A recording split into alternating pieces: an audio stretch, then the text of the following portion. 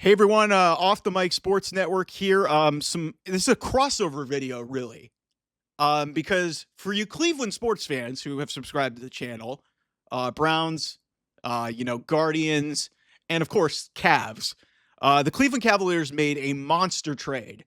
It, in terms of on the Richter scale of trades, maybe not registers to the rest of the NBA, but it should, because the Cavs addressed a glaring need and got DeAndre Hunter from the Atlanta Hawks to go along with their NBA best roster. It didn't have to sacrifice a key rotation piece. Like you could say Karis LeVert is but Karis LeVert and George Niang, out of the rotation pieces that they had, the guys that they had playing, those were the two most expendable guys. They got rid of those two. They only had to give up second round picks and a couple of pick swaps. That's not a premium price to play for a big wing, 6'8" guy who can shoot the 3-and-D guy who's having a career year. So that's big time. But I was thinking about this when this trade happened, and I was thinking to myself, okay, let's compare and contrast this to other sports in Cleveland. And look no further than the Cleveland Browns. I was thinking about this, and the Cleveland Browns are the antithesis, the complete polar opposite of what the Cleveland Cavaliers are doing. And they are literally playing across the street from each other in the same city.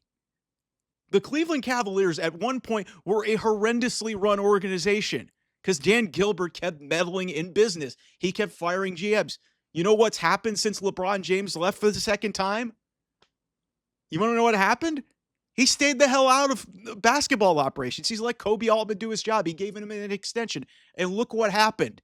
They have now drafted key piece after key piece. Darius Garland is on this team now. They drafted Colin Sexton, which ultimately became a piece for Donovan Mitchell. They got a trade for Jared Allen. They drafted Evan Mobley. And now they cap it off by making this massive, massive trade, even though it's not the big name like Luka Doncic. And they're able to take a risk without really hamstringing their franchise moving forward. The Donovan Mitchell was a big leap of faith to say that he would stay. But at least with Donovan Mitchell, it wasn't a guy who had been out of the sport for a couple of years, had not played, and had sexual misconduct allegations against him. You see where I'm getting at here? You've got an owner in Jimmy Haslam who still, despite owning the Browns for over a decade, has not learned to stay the hell out of football operations. Dan Gilbert, meanwhile, was universally criticized for how he handled LeBron James's first departure in 2010. He was able to get him back. They got a championship out of it. And then LeBron left because David Griffin, who was the GM, Dan Gilbert didn't want to extend him. LeBron leaves. Kobe Altman is there. And the Cavs start this gradual build up. They took a bad swing at John Beilein, a college coach, and it didn't work out. But it led them to JB Bickerstaff, who steadied the ship. And they were gradually able to put this thing together through trades and drafting to now be in a position to win an NBA championship. And they make a big-time trade that was absolutely an obvious move to make. It may not register on the Richter scale of anything in terms of the NBA pantheon, but universally, if you're a basketball head, you know that this was a really, really big move, considering the Cavs are already 41-10. They're the best team in the NBA. They have consistently been hanging in games, and they're leading the NBA in offense, offensive efficiency, all these other statistics. And they add a 19-point-per-game scorer who's a 3-and-D guy, which was the glaring need on this roster. Meanwhile, Cleveland Browns, they go take, I'm not going to say an unnecessary swing on Deshaun Watson. They needed a quarterback, but there was a lot more risk and a lot more unnecessary risk in doing that. And you know what? Then the owner meddles in business when they were thrown out of the race and decides, you know what? Hell, let's do something that nobody's ever done in their right mind and guarantee a 5-year, $230 million contract. And look where the Browns are now. They're in a position where it clearly looks like they're heading towards a complete rebuild because Myles Garrett has made it very clear that he wants out of there.